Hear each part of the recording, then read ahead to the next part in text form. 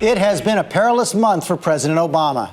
After that chemical weapons massacre in Syria, he took America right to the brink of a military strike, then backed away, turning to Congress first and, surprisingly, the Russians, choosing diplomacy over war. And this weekend, a major new development.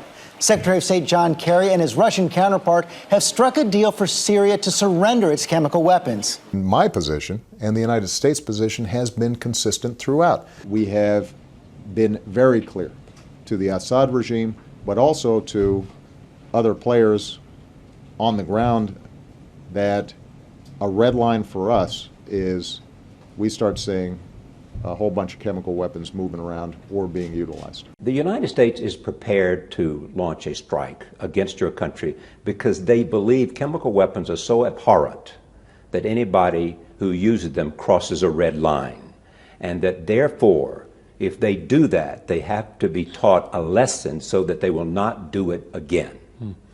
What red line? A red line of the use of chemical weapons against your own people. Who drew it? Again, I have not made a decision, but I think it's important that if in fact we make a choice to have repercussions for the use of chemical weapons, then the Assad regime, which is involved in a civil war, trying to protect itself, will have received a pretty strong signal that, in fact, it better not do it again. Obama drew that line, and Obama can draw a line for himself and for his country, not for other countries. We have our red lines, like our sovereignty and our independence. That's a red line for us. First of all, I didn't set a red line. We have not yet made a decision. In fact, we positioned ourselves to be willing to take military action. The reason we did not was because Assad gave up his chemical weapons. President Trump facing one of his first major challenges overseas, the crisis in Syria.